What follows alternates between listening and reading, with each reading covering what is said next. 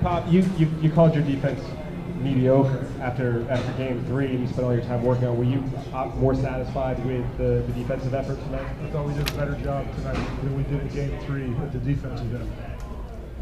Over here on one on this side.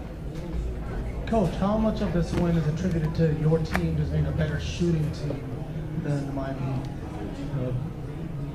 You know, winning and losing is never one thing. There are, you know, a lot of factors.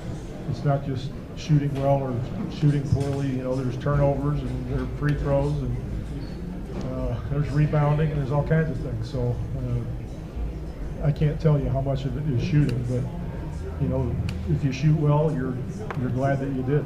Obviously, it's a factor. Would you say the biggest factor of all those that you mentioned? I have no idea. I'm not that smart. Okay. Tonight the shooting wasn't as extreme as in game 3. Why was it sufficient to win this game? Well, game 3 was an anomaly. That's never going to happen again. I don't even know it was shot tonight, to be honest with you. I don't look at the stats much. 4%. So the question is what? Well, why was normal range shooting sufficient for you guys to win tonight? You said we were about 54. I know it's above average, but it's not. Well, I mean, if you shoot 54%, you're in pretty good shape. You know, as long as everything else is copacetic. I mean, if you turn it over 27 times, it doesn't matter how well you shoot. So if everything else is equal and you shoot 54%, you're probably going to be in good shape most nights. In the center. It's from Fanatic Turkey. Coach, all your players did a great job in the past 4 games. So, if you get a championship, who will be your Finals MVP candidate, strongest one? Next question. Any other questions for Coach? Over here on the left side. Pop, you always tell us that coaches are never happy, but is there any level of satisfaction watching your team execute this well on this stage? I'm pleased that they performed as well as they did while we've been in Miami, and that's about as far as it goes. Now we've got to go back home and play as well or better. In the center. Could you talk about the play of Boris tonight?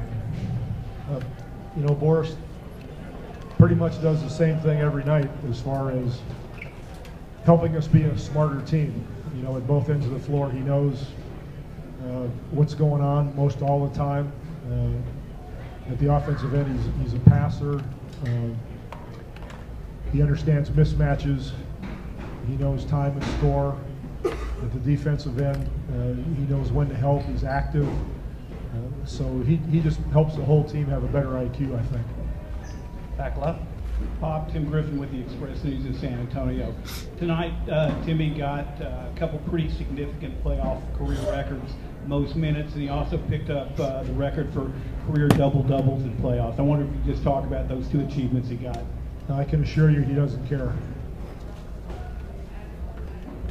Over here on the right.